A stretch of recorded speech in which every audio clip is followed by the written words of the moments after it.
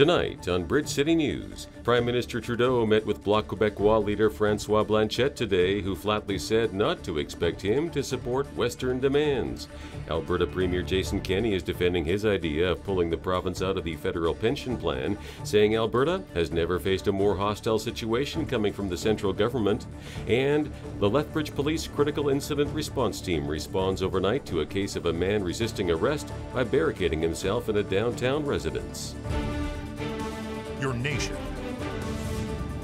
your province, your southern Alberta.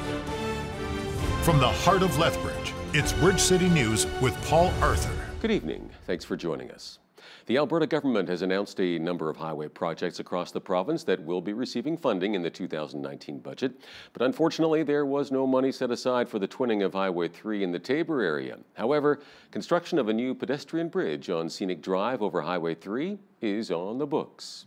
What we're doing in the city of Lethbridge is we are trying to complete our cycling and pedestrian pathways. One of the obstacles, and we've been talking to the provincial government, is the bridge over Highway 3 on Scenic Drive. So you might have noticed that the pedestrian way has been blocked off. It doesn't meet standards, and so now we'll be able to go ahead and complete that pathway so that those cycling and wishing to access our city can use that bridge safely, primarily for those not only recreational use, but those who use bicycles for their regular daily commutes. The city of Lethbridge kicked off Métis Week this morning as their flag was raised at City Hall. The week is an annual celebration of Métis culture and their contributions and sacrifices to become a distinct, self-governing nation. BCN's Loris Alexander has the story. The city of Lethbridge is home to over 10,000 Indigenous peoples, Blackfoot peoples, Métis peoples, and peoples from all over North America. So it's important for the city of Lethbridge to maintain a strong relationship not only with the citizens who are Indigenous, but also with the organizations that are in the city to support and serve them. Mayor Spearman said it was an honor to stand with the Métis people and celebrate the hard work of the Métis ancestors. Today's a day when we do honor the legacy of the Métis people who were part of the original founders of the city of Lethbridge. It's important to continue to tell that story to future generations. Make sure that those of Métis heritage are not forgotten. So this week we'll be flying the Métis flag. We're holding a reception here today at City Hall, and there are Métis artifacts on display. Louis Riel devoted and sacrificed his life defending the rights of Métis people. Riel's legacy continues to resonate across the homeland. We're celebrating Louis Riel. Louis Riel was hanged on November the 16th. So Métis Week always centers around that date. And we're very fortunate here that the city is so gracious in letting us raise our flag and having our reception here in the atrium at City Hall. The Métis Nation of Alberta has declared the week surrounding November 16th as Métis Week. The week is devoted to commemorating the sacrifices of the Métis who continue to strive toward rights and recognition as a distinct nation. For Bridge City News, I'm Loris Alexander.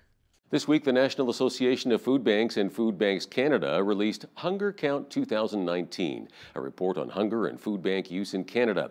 And despite signs of an improving economy, we are still seeing more than 1 million visits to food banks across Canada every month. Here locally, we have about 3,000 individuals between our two major food banks that are accessing services monthly. And while it seems like we are making some progress with women and children, we've seen a dramatic shift in the client base that we're serving to see a lot more single adults who are living alone in need of our services.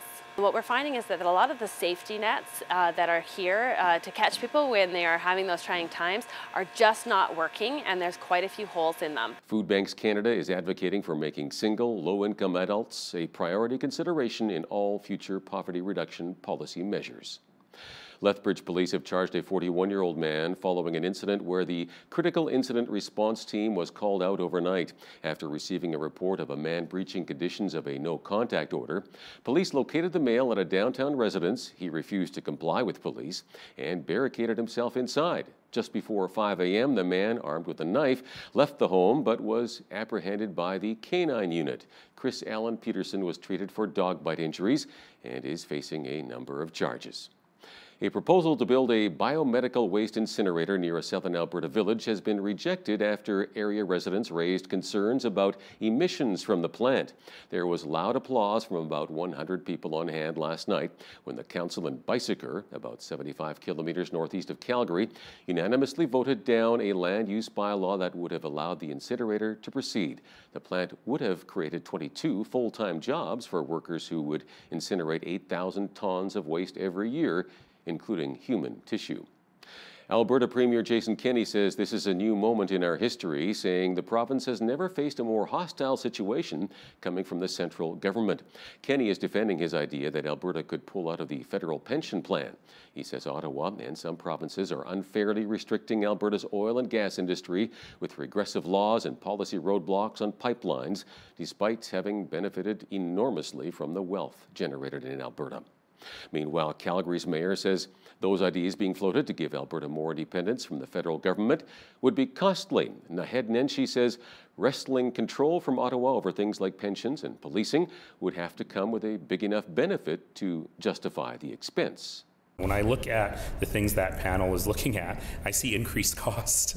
Increased cost for managing a pension plan, increased cost for policing, and the benefits really had better be there, because at the same time we're cutting benefits to severely handicapped people, for example, but we're increasing cost in other ways. We really have to make that justification. It's actually pretty rare for us to have someone move their entire head office to Calgary, and most businesses pay the corporate taxes where their head office is. And so the corporate tax shift in Alberta doesn't really make any difference to them because they're expanding here, they're not moving here. And so what has happened that I'm concerned about is we've lost some specific tools that we had in our tool belt for attracting businesses, like the investor tax credit, the digital media credit, and so on. Those are all gone now. And so I'm worried that the kinds of businesses that were being attracted with those tools may not be attracted with simply a corporate income tax cut. They're during the panel, they're going to do the town halls and get some feedback, but it's not adding greater certainty or clarity to what we're doing here in Alberta to be more competitive. I think it's trying to build a relationship with the federal government, but for us as a business community, it doesn't add any certainty to us to move forward. Alberta's NDP opposition is worried about a UCP policy proposal that it claims would strip public and Catholic school districts of funding. The policy resolution calls for the government to give private schools the same money as public schools. The resolution is to be debated later this month at the United Conservative Party's annual general meeting in Calgary. NDP education critic Sarah Hoffman says a similar system has not worked well in the U.S. Alberta Education says it won't comment on the policy resolution. In its third audit of Canada's fisheries management, Oceana Canada is warning the health of Canada's fish stocks is continuing to decline. The advocacy group says 29% of fish stocks are considered healthy this year, compared to 34% last year. It says valuable stocks will continue to decline without firm federal commitments towards rebuilding stocks within set timelines. Prime Minister Justin Trudeau met with Bloc Québécois leader Yves-François Blanchet this morning as he looks for support for his new minority government. Blanchet made it clear that he would not be supporting demands from Western provinces. The Liberals and the Bloc agree on issues such as climate change and the federal carbon tax. Trudeau met Conservative leader Andrew Scheer yesterday and will meet with NDP leader Jagmeet Singh tomorrow. Parliament will choose its next Speaker of the House when MPs return on December 5th, and there will be a familiar name among the contenders for the role. Halifax Liberal MP Jeff Regan plans to let his name stand among those who want to be the referee for the Commons. There are thought to be at least 3 others in the running: fellow Liberal Anthony Rota, Conservative MP Bruce Stanton, and Carol Hughes of the NDP. Today marked the beginning of the historic House Intelligence Committee impeachment hearings. U.S. President Trump lashed out on Twitter at the inquiry and the 2 career U.S. diplomats who are testifying. The anonymous whistleblower's complaint that ignited the inquiry alleges that Trump pressed Ukraine's president to investigate Democratic opponent Joe Biden and Biden's son in exchange for releasing U.S. military aid. The hearings got off to a rocky start, with the 2 sides clashing with one another. Mr. Chairman, before we hear from the witnesses, I have a parliamentary inquiry. The gentleman will state her parliamentary inquiry. Mr. Chairman, when can we anticipate a response to our November 9th letter requesting certain individual witnesses to be called? The gentlewoman should be aware that 3 of the witnesses the minority has requested are scheduled for next week. Those were your witnesses, Mr. Chairman. What about the additional 6 witnesses? Mr. Chairman, will you be prohibiting witnesses from answering members' questions as you have in the closed-door depositions? The only times I prevented witnesses from answering questions, along with their counsel, was when it was apparent that members were seeking to out the whistleblower. Mr. Chairman, only one member and their staff on this committee has direct knowledge of the identity of the whistleblower. Will suspend.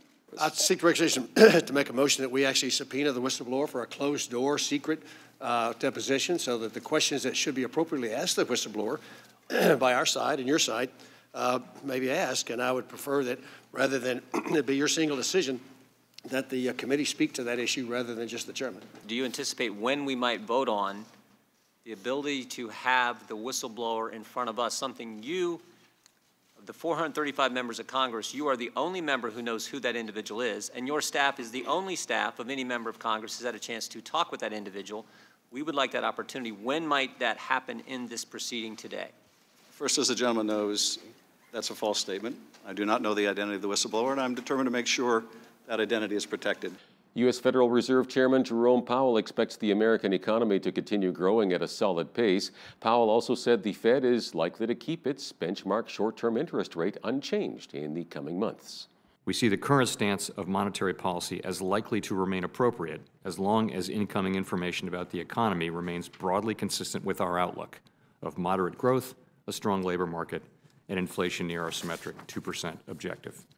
I think the new normal now is lower interest rates, lower inflation, probably lower growth, and you're seeing that all over the world, not just in the United States. You're seeing it to a much greater extent in many parts of the world than we're seeing it here.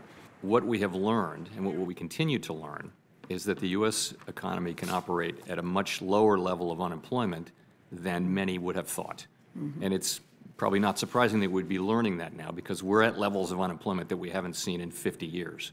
This is the first time that we've had unemployment meaningfully below 4% for 18 months. The data are not sending any signal that the labor market is so hot or that inflation is moving up or anything like that. So I think what we've learned is that the current level of unemployment is consistent with a strong labor market, but it is not one that is in any way presenting difficulties, and it has many beneficial side effects, including pulling people back into the labor market, including wages moving up for people at the lower end of the wage spectrum. So there's a lot to like about today's labor market, and we'd like to see it continue strong, and we're using our tools to try to make that happen. It was a historic moment in Alabama yesterday as Montgomery Mayor Stephen Reed was sworn in as the capital city's first African-American leader. The city was the first capital of the Confederacy and later the birthplace of the Civil Rights Movement. And I will faithfully discharge the duties of the office of mayor. So help me God. So help me God. Congratulations.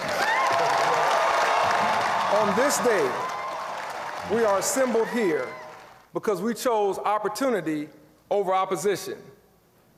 Today, we are assembled here because we chose destiny over division. Today, we are assembled here because we chose the future over fear.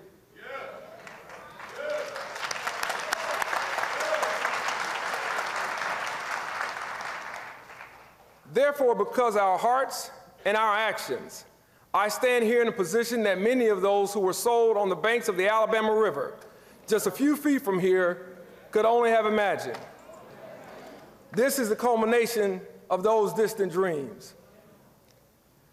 My fellow citizens, today we join together to embark upon a journey toward creating a new Montgomery. A new study estimates that at least 3.9 million unauthorized migrants, and possibly as many as 4.8 million, lived in Europe in 2017, with half of them in Germany and the United Kingdom. The Pew Research Center says in a new report the number of unauthorized immigrants peaked in 2015 to 2016 during the refugee crisis, with people coming mostly from war-torn countries like Syria, Iraq, and Afghanistan. Unauthorized migrants account for almost 1% of Europe's total population of more than 500 million in 2017. The mayor of Venice is blaming climate change for flooding in Italy's historic canal city that has reached the second highest levels ever recorded. The high water mark hit 187 centimeters last night, meaning more than 85% of the city was flooded, though waters have receded a bit today. Social media photos show a city ferry, taxi boats, and gondolas grounded on walkways flanking canals, and floodwaters are in the famed St. Mark's Basilica. The head of the Venice Hotel Association says damage is enormous and tourists with ground floor rooms have been evacuated to higher floors. An important global energy forecast says the world's thirst for oil will continue to grow until the 2030s, and carbon emissions will keep climbing until at least 2040. In its annual long-term outlook, the International Energy Agency called today for strong leadership from governments to bring down emissions, and it says current investment in renewable energy is insufficient to meet the needs of growing populations, notably in cities across Asia and Africa. Hong Kong police and anti-government protesters battled on multiple fronts overnight at the Chinese University of Hong Kong. Police have been criticized for entering the university, which some called an attack on higher education and a sign of deteriorating relations between police and pro-democracy protesters. But authorities argue that the campus was being used to make gasoline bombs. Across Hong Kong yesterday, police say they fired 1,600 tear gas canisters and 1,300 rubber bullets. More than 140 people were arrested and 10 people were taken to hospitals. Well, we enjoyed some above-average temperatures today in southern Alberta, and there's more on the way. Complete weather details are coming right up. Taking a look at our forecast, partly cloudy skies overnight with a low near -5.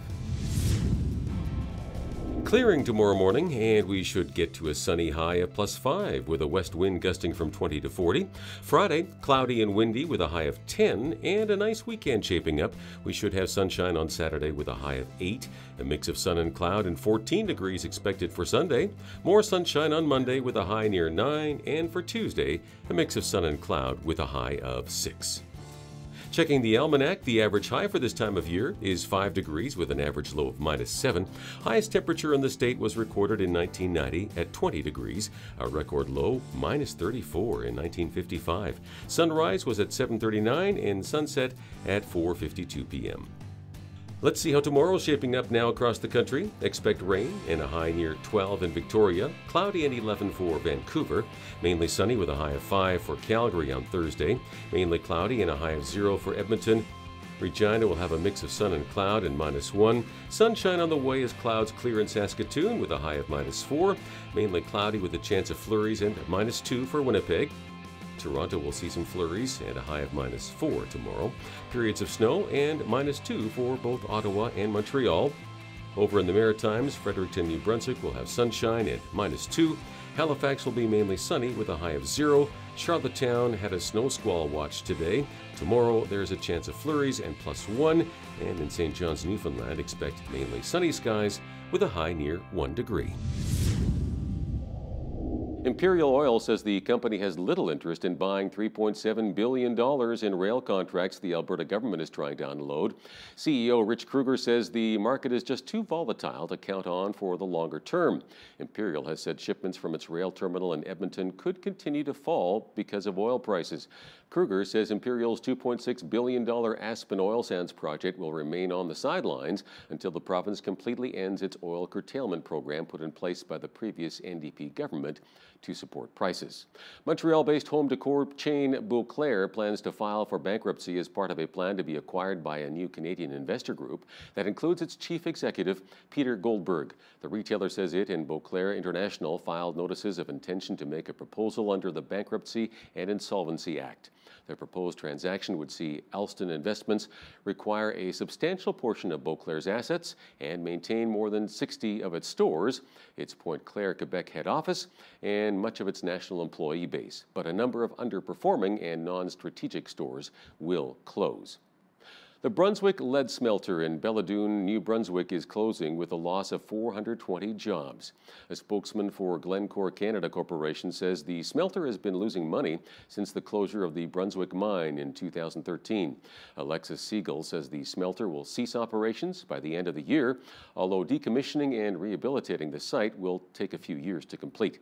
He says Glencore will provide pension, severance, and offer jobs at other operations in Canada and around the world. Loblaw Companies is reporting a third-quarter profit of $331 million, more than triple the $106 million recorded in the same quarter last year. The drugstore and grocery retailer says revenue increased 2.3% to nearly $14.66 billion, as same-store drugstore sales increased by 4.1%. On an adjusted basis, Loblaw had a profit from continuing operations of $458 million, down from $466 million a year earlier, but still slightly ahead of analysts' expectations. Now, here's a look at today's markets. The TSX was up almost 49 points today to 16,957. The Dow was up 92 points on the day at 27,783. The S&P 500 was up 2 points to 3,094. The Nasdaq was down close to 4 points at 8,482. Oil was up almost 58 cents to 57.38 per barrel. Natural gas was up 1 cent to $2.67. Gold was down 2 cents to $1,463.53 per ounce. Silver was unchanged at $16.97 per ounce. Wheat was at $229 per metric ton. Barley is at $227 per metric ton. Canola is at $464 per metric ton. And corn at $277 per metric ton. Live cattle were down $1.65 to $119.85. Feeder cattle were down $2.26 to $148. Lean hogs were down $1.60 to $65.98. And the Canadian dollar was up at 75.47 US. Recapping one of our top stories this hour, Alberta Premier Kenney is defending his idea that Alberta could pull out of the federal pension plan. But Calgary Mayor Nenshi argues there may not be enough benefits to justify the costs. The Alberta UCP government did say they would have to tighten the budget up to get the province's finances in order. What does that mean for Southern Alberta residents? Hal Roberts sat down with Lethbridge East MLA Nathan Neudorf to discuss this. That interview is straight ahead. But first, here's a look at what's happening in and around your community. Here is your Bridge City News community calendar. A Victorian Prairie Christmas is taking place November 13th and 14th from 1 to 4 p.m. at the Galt Historic Railway Park, north of Sterling, Alberta. Enjoy a beautiful and festive atmosphere featuring live entertainment, delicious food, and Christmas pudding with rum sauce. Admission is $20 for adults or $18 for groups of 5 or more. Pre-book today by calling Jeff DeBoer at 403-327-2854. For more information, visit galtrailway.com. The Downtown Lethbridge BRZ is looking for volunteers to help with the Downtown Holiday Market, taking place Saturday, November 23rd. Volunteers will be assisting with setup and takedown, handing out popcorn and hot chocolate, and the best job of all, helping Santa Claus. For more information, email Tasha at tasha@downtownlethbridge.com. Come for a festive evening to Crossroads Counseling's Shine the Light Christmas celebration and fundraiser on Friday, December 6th, beginning at 6 p.m. at the Coast Lethbridge Hotel. Enjoy a full-course dinner, a silent auction, and live musical entertainment featuring the Freedom House Choir, West Side Choir, and the Evangelical Free Praise Choir. Tickets are $50 per person and can be purchased at the Crossroads Counseling Office. And that's your Bridge City News community calendar.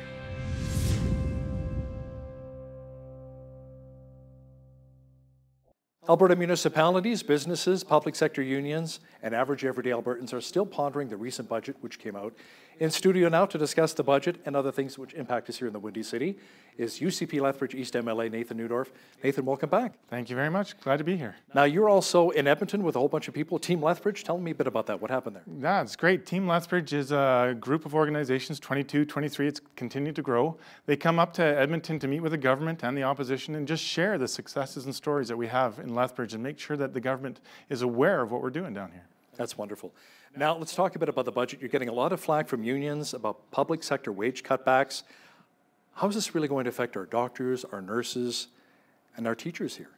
It's a significant issue. We have heard a lot about it. At this point, we're still at negotiation, pre-negotiation, and the whole process coming up to arbitration. So there's lots of negotiating that goes on in the public eye. When we talk wage rollbacks, that has been countered or maybe even presupposed by a request for a 5 to 8% increase by the unions. At this point in time of fiscal restraint, we're really projecting a 0% growth. And that's, I think, what we're hoping to land on. But the process will take its place, and they will have their day to share their concerns on their side. Also some concerns as well voiced by university and college staff over reduced budgets. Can you talk to that? Absolutely. If there was one area that probably saw a little bit more adjustment than most, it was advanced education. So I've been working closely with the boards and administrations of both institutions and trying to still find our way through with that. There's challenges, whether it's removing the cap on tuition, which some students worried. That's a measure of last resort, but it's part of the process. But the bigger part that goes unseen is removing some of the red tape and restrictions on universities for being able to utilize empty buildings, empty space in the private sector and recover huge dollars in terms of rent or collaborative movements with the private sector. So as a whole package, I think there's a way forward, even if there's some challenges in the near future. Now, one of the concerns being brought up by some residents as well is why the province decided not to build any new schools in our city, even though there's a growing population, schools may be overcrowded. That's something I continue to advocate for behind closed doors. I know the growth in Lethbridge and have to speak to that to the minister.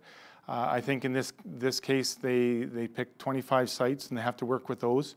But in a bigger picture, what we're working with, not only with Minister of Education, but Minister of Infrastructure, setting up a 20 or 25-year plan for that capital growth, those capital needs, where they can be prioritized, where people can see a few years ahead of time what's coming up next, and hopefully work on evaluating that and planning for that. If we can plan for it, it really takes a lot of pressures off of budgets, the immediate budgets or long-term budgets, where you can see what's coming and know where you are in the queue. Every municipality around the province has got their pressures and concerns and challenges. And though I would love to see a school in Lethbridge, we didn't this time. Maybe that's due to the one being built in the south end right now. But we definitely need one going forward, and I'll be speaking to the minister about that. Now, the construction of a lot of the new schools includes the P3 method, the public-private partnership model. Can you explain that a little more detail? Sure. That's a model where we help, we activate the private sector for investment. They work on the whole planning and construction aspect of it to allow the province sort of like a rent-to-own scenario in layman's terms. And that allows us to build a lot more schools while maintaining a budget and getting the infrastructure.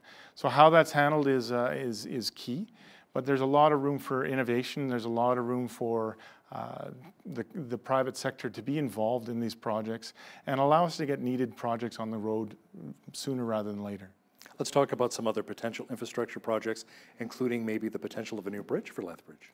Well, that's a very interesting model. A lot of people don't know a new bridge with engineering and site surveying, those kind of things, can be upwards of $150 million. It's a significant investment, not to mention the road. Could it be spread out, however, though? That could be. It could be spread out with a private investment. I know Vancouver, BC has done similar things with their Port Mann Bridge. They needed to add additional lanes, something very similar to us, and they made that toll. Not a lot of people are happy with that, but that is one option of a user pay to allow for that infrastructure to come in way ahead of the curve I live on the west side. I wouldn't be happy about that toll. That's true. All the time. But if it alleviated pressure, if it allowed another option, there's potential for that. So I'm not saying anything set in stone, but those are ways of getting much needed infrastructure on a much quicker time frame. So we're trying to look at that and think outside the box, be creative, be innovative, and allow for some of those projects maybe to move ahead on an expedited manner.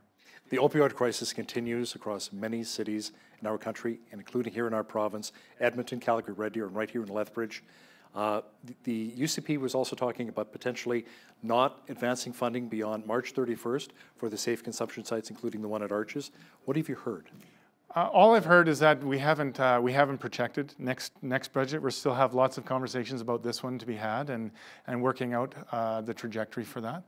I think what we do want to emphasize is that we want to go in a direction of treatment and recovery. Leaving people in a cycle of addiction is not where we want to leave them. We want to move them past that. So there's numerous things that we need in Lethbridge. We've talked about it many times before. Treatment, recovery beds that are on the way. Intox, detox. The counseling. Social housing, recovery coaches. Lots of great ideas, lots of great research out there. A lot of it done here in Lethbridge from the University of Lethbridge and some professors on that. We need to have that plan well established, and then we can put funding to it. Without designating that direction, you can spend a lot of dollars and then have to reinvest dollars. We don't want to do that back and forth. We want to have a clear plan in place. I continue to emphasize the dire need that we have in Lethbridge, and having spoken to the Associate Minister of Mental Health and Addictions and the Minister of Justice, inviting them both down again for a second trip to Lethbridge in the very near future so they can see firsthand how we need to tackle it here. Well, the panel went across the province as well, Nathan, finding out what the average Albertan had to say about it, and a lot of business owners want to shut down entirely these safe consumption sites. That's true, but that doesn't address the problem. It might fix one, but we still have a population that's going to be displaced. So the human element of that is what do we do there? Again, I am very strongly an advocate about a plan, about a direction. You don't want to shut a door until you've got a window to move to, and so to speak. So we really need that direction. What are we going to do? What are we going to do with this population? How are we going to address it? And I absolutely understand those businesses have coming from the private sector, having toured and spent time with those business owners. They have incredibly urgent needs. Because a lot of these business owners, Nathan, say, we're just enabling right now, handing out the free needles. We don't have the intox, we don't have the detox, the counseling. We're just enabling. More drug dealers are moving into town. You know, we have more drug houses opening up, so. Significant issues, and very right to be concerned about the impact to their business, the impact to our town. And then we don't want the not in my backyard syndrome, which is what we're going to have if we shut it down without a plan. So what we need to do is say, where are we going? Harm reduction fills part of the spectrum of care, and that is valid. And it does give a lot of these people a chance at another day. So where do we want to go from here? How do we get them into treatment? How do we get them into recovery? How do we get them onto the next step? And how do we address those that, for our best efforts, don't accept those treatments? So there's some significant issues, like you mentioned before, SCAN, getting them down with our police service, supporting our police service and our EMS. We need a federal prosecutor in town as well. We need a federal prosecutor, provincial prosecutor. We need access possibly to these drug courts where we're getting these things addressed. That's the most important, I think, is having an answer. Just shuffling them off to another neighborhood, shuffling them off to another area is not resolving the problem, and we want to face that head on. The province also rolled out a plan to help a lot of the RCMP or a lot of police officers as well when it comes to rural crime. Yeah. So giving peace officers, hundreds of peace officers, more responsibility. Can you talk to that a bit? I can talk to that. I think that's a lot of rural residents are very happy to hear that, to know that their voice has finally been heard. So they don't have to take the law into their own hands. They are now able to stand up and protect their property that they've put their whole lives into. I think that really matters, as well as supporting our police force, because we know they're stretched thin. They can't be everywhere at once. So enabling them to work together. I know there's the new communication system, trying to coordinate access for the different levels of policing so they're all on the same page. So they're truly acting as one force, not multiple forces under different direction. I think there's some significant productive things to be gained by going down that way as well, and including our fire, EMS, and ambulance services as well. They play a significant part in some of that response team to different emergencies, depending what they are. And many of the EMS people I've talked to, Nathan, they say they're already stretched. Their resources, especially when it comes to the SCS, the supervised consumption site, many people are taking time off right now, long-term disability, because they're burnt out. A lot of them are just stressed out and burnt out right now. But when it comes to the rural areas, what's interesting with Justice Minister Doug Schweitzer was saying that now people, like you said, they can protect their homes and their property without expecting maybe a legal reaction of somebody breaking into your home, threatening you and your family, and then you take a shot, hit them in the leg or the arm, and then they sue you. That's not going to be the case anymore, right? Exactly, and we're hoping to stop it way before it gets that far. The real intent of this legislation and this direction is to let perpetrators know beforehand, hey, people are prepared and allowed to defend their property. So maybe it'll alleviate some of that pressure. They're not going to be sitting targets at this point. They can address that up front. So it's the deterrence, I think that's the key part of this direction. Now, what about the fact that the province is taking a larger portion of revenue coming from tickets and fines, which apparently results in less money for the cities to fund a police force? How do you respond to that? I think there's a lot of factors. Municipalities are faced with some restriction in fundings, but there has been a pattern for 25 years of continually increasing our funding levels, whether it's municipal or provincial. We've taken a very strong step in the direction of curbing that. First budget in 25 years to reduce spending. 25 years, that's a long trajectory. And that includes other conservative governments. And it includes many other conservative governments. Right. So this is a big direction change, and it's not comfortable nor easy. And we're not making light of it, and we're not passing the buck. We are expecting every level of government to help us with that. There's efficiencies, there's mandates, there's cooperations, there's collaborations that we need to find. And there are levels where it's uncomfortable. This is not easy. We would all love to get a raise every year. In our personal lives, that just doesn't happen. 2-3%, that's fine, right? That would keep up with the cost of inflation? That would be great. It's not always possible. And what we've done here is a 2.8% reduction, which is very minimal. We could go back to the austere measures in the 93 of 19%, 19% across the board. That was very, very difficult. We're nowhere near that, but we do have to make some corrections. So in perspective, this is a very thoughtful, a very targeted budget. Social services, children's services, not touched. In fact, a lot of increase. Healthcare. What about seniors? Let's talk about seniors. Seniors, again, it's been maintained. There are some areas where we've seen some drawback in the sense that we want to target to those who need it most. We have to make sure that seniors who are on a very fixed income and on the low end of that scale are getting the services that they need. So there'll be some income measuring. Some seniors are very, very well off, and we may be asking them to pay a little bit more for some of the services they receive if they're capable of doing so. But again, the intent is to make sure that those who really need it have the services available to them. How about those who are on long-term disability and using AISH? So that's a really interesting story. A lot of misinformation about AISH. A lot of people have expected that indexing to go on for years. Indexing has never happened. Never happened in Alberta. Indexing was a measure that was brought forward by the previous government before the election to start January 1, 2020. So we've never had indexing.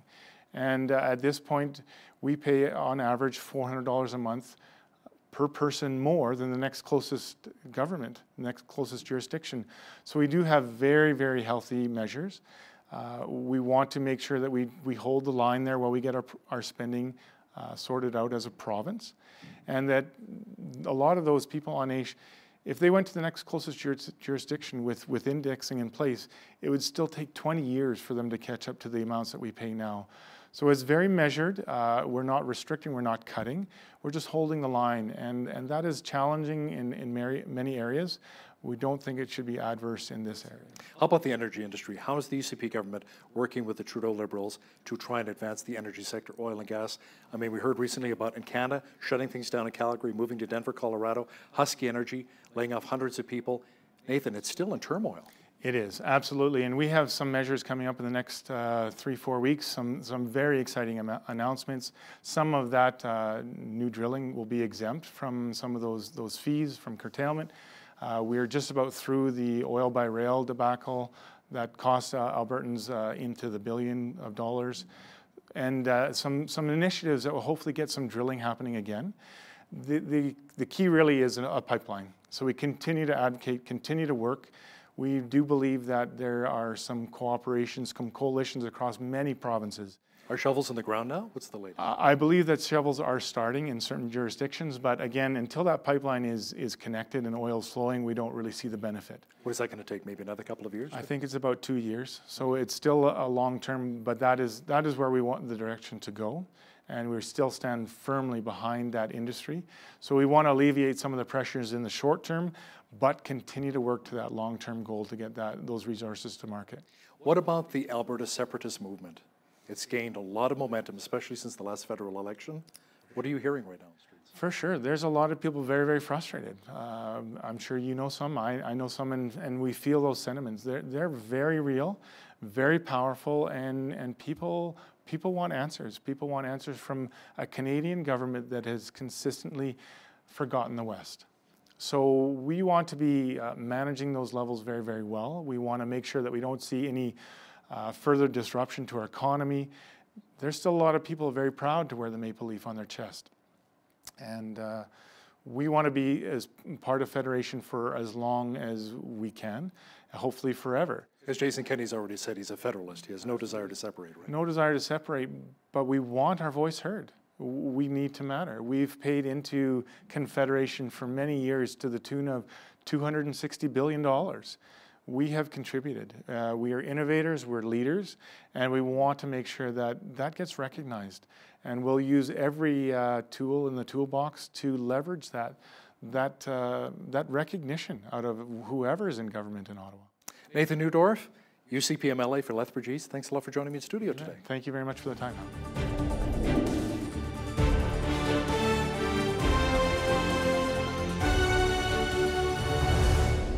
Afghanistan's President Ashraf Ghani recently announced that his government would release 3 Taliban figures in an effort to have the insurgents free an American and an Australian who were held captive since 2016. Joining me now to talk more about it is our foreign affairs expert, Lisa Daftari, joining me via Skype from Los Angeles. Lisa, the American and the Aussie have been held captive for 3 years. Do we even know what kind of health they're in?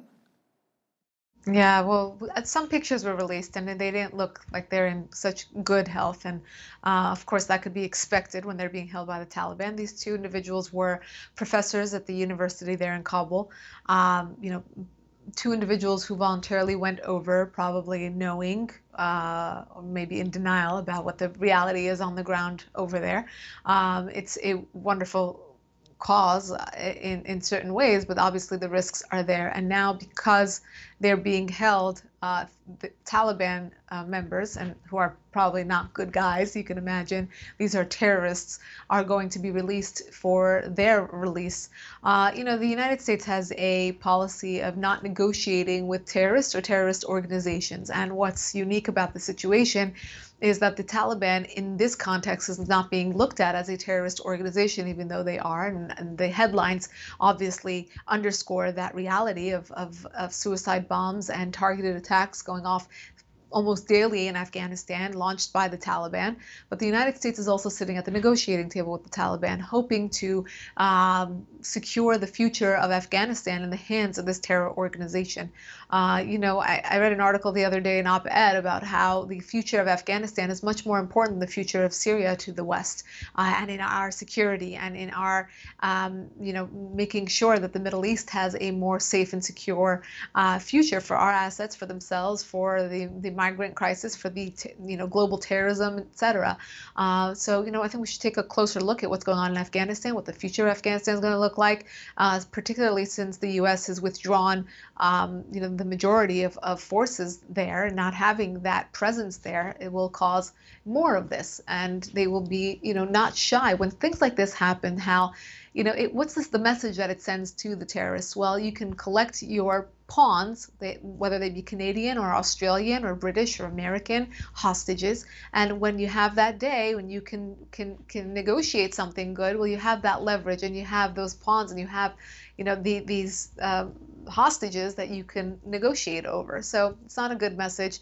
It's not a good tactic, but unfortunately these are human lives and their families back at home waiting for them. So it had to be done. An atomic watchdog says uranium particles were detected at an undeclared site in Iran.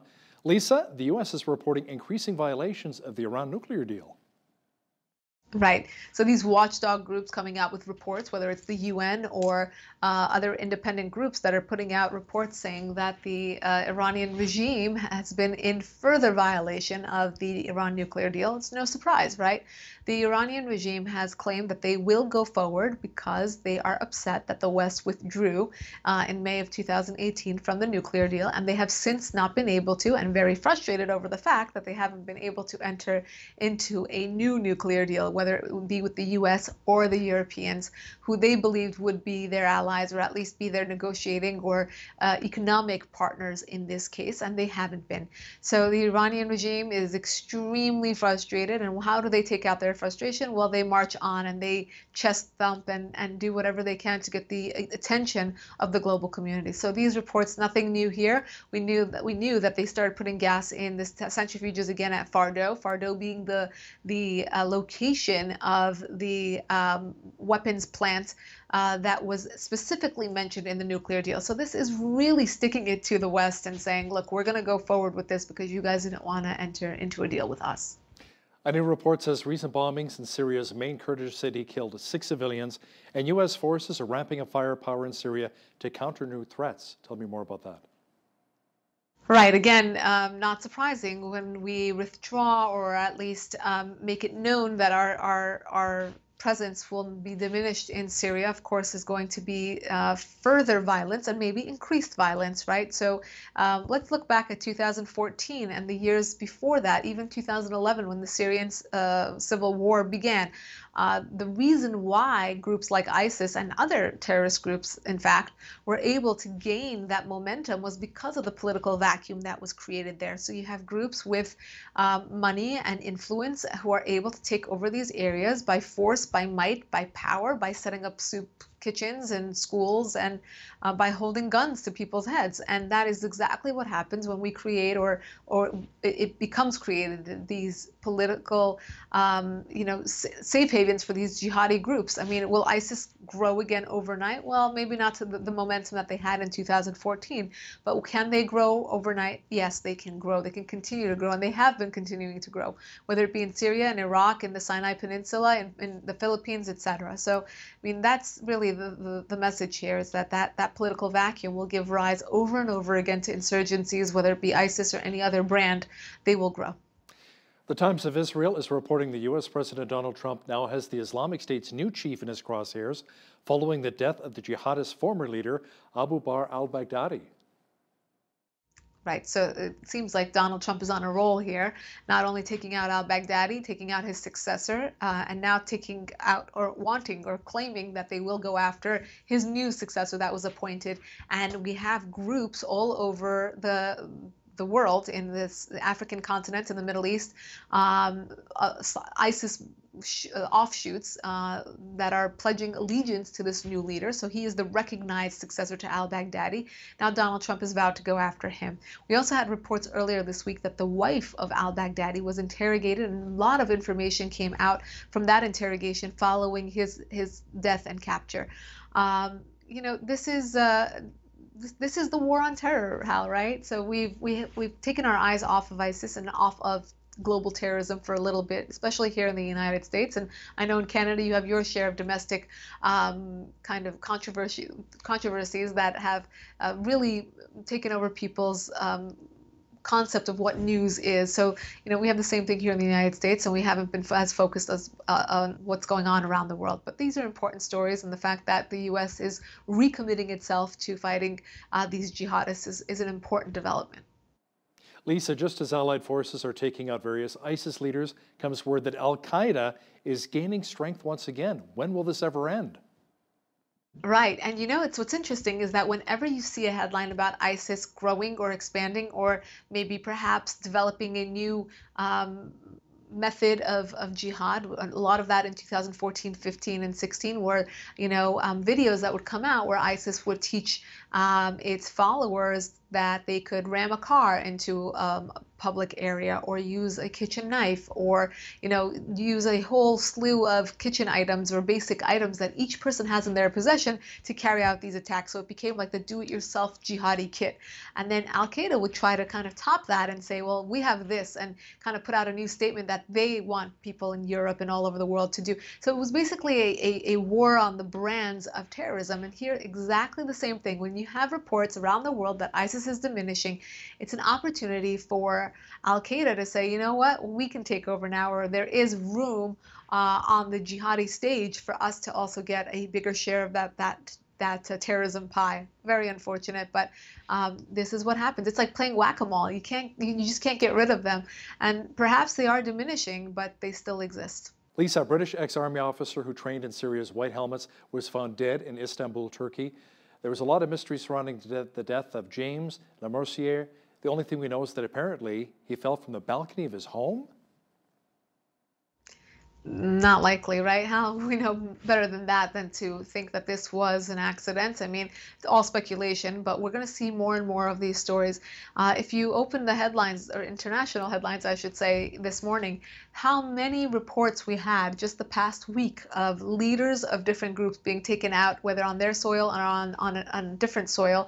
That's the name of the game. Whether it's the head of the Palestinian jihadi group that were taken out in Gaza by Israel, or you have here, the Baghdadi succession line, or now the White Helmets were, a volunteer kind of insurgency within Syria that were basically side by side with the Syrian forces to fight the opposing side. And when you look at this guy's death, well, was it Turkey? Turkey was playing a very mysterious role here.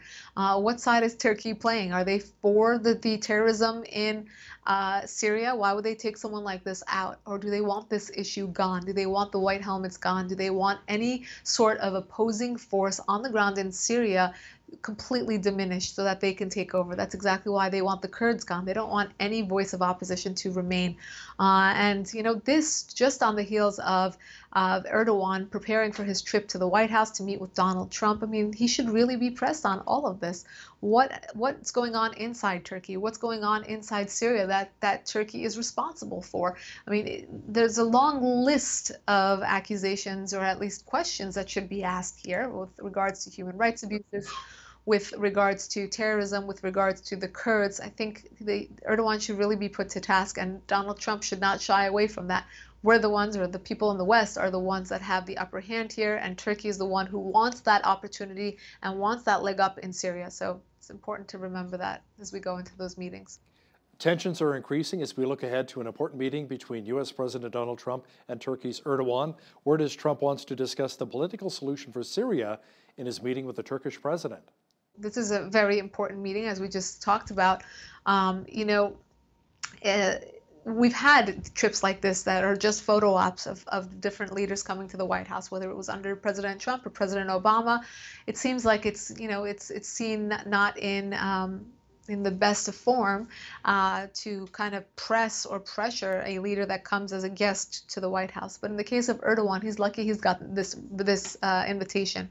Turkey has long been a frenemy of the United States, meaning they've worked against U.S. interests and they've collected the money, meaning they get their foreign aid, they get the ability to be in NATO, they get the perks of being allied or aligned with the United States, but at the same time have not played along and have not been friendly towards the United States. The only reason the Turks got involved in the fight against ISIS, or what was the Western alliance, what they were doing inside Syria, was to have that advantage, or to get involved and really beat down the Kurds. So they were involved for a very, very different reason than to help eliminate ISIS, or to eliminate terrorism, or to eliminate the discourse inside of Syria. Going into these meetings, I think Donald Trump needs to really recognize that the opportunity is there to really pressure Erdogan if he's coming to the negotiating table, or at least that to have some sort of reset with the United States, then that reset should be based on different pretense, and the pretense there being that they need to play along, and the Turks can't be, marching to their own agenda in the Middle East when they are still trying to be aligned with the United States and the Western allies. Violence in Hong Kong continues. In fact, the region endured one of the most violent days in 5 months earlier this week as the protests continued, Lisa. A protester was shot at close range and 60 other people were also wounded. Right. Now we're seeing some more of the violence coming out in Hong Kong. How we talked a lot about the protests since its initial start, from the beginnings of, the initial moments, I should say. And, we wouldn't hear these numbers of casualties or, violence against protesters. The protesters, for the most part, are they're determined, they're persistent, but they're quite civil. They're quite peaceful when it comes to looking at global protests. I mean, that's just the nature of the population there. You haven't seen this type of uprising or protest from Hong Kong or any country in that region for a very long time. But now that they have made their voices or their claims clear, they're not going to back down anytime soon. And we see those numbers going up, whether it's in the people being shot, whether it's in violence, whether it's in cracking down, having, curfews or not allowing face masks, not allowing people to enter in certain public areas that are very popular just for the sake of trying to quiet the masses. But it's not working. They're not backing down anytime soon. So I think bigger concessions, more significant concessions need to be made, or we're going to see those numbers continue to climb. Lisa, before we let you go, the California wildfires continue. How bad is it right now around the city of Los Angeles where you are? It's improved drastically. They put out some of the more major fires, but just over the weekend I was driving on one of the major freeways, and it was a 3-acre fire. I mean, that's insignificant in comparison to what we've seen, but it was right around NBC Studios where I used to work, and it was, so visible from the freeway when people were driving. Again, these are the most populated areas of Los Angeles, and you can see the fires actually burning. Again, we've had mild temperatures, in the 70s Fahrenheit, and we're going up again for the weekend into the 80s. So when you see those temperatures rise, the chance of brush fires and the risks rise with it. So we're hoping that this season we've seen our share of fires, and that we can kind of see most of them be put out without seeing more of them rise. Yeah, let's pray for some rain for Southern and Northern California.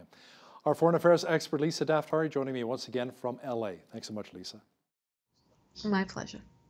On behalf of all of us here at BCN, I'm Hal Roberts. God bless. Thanks for watching.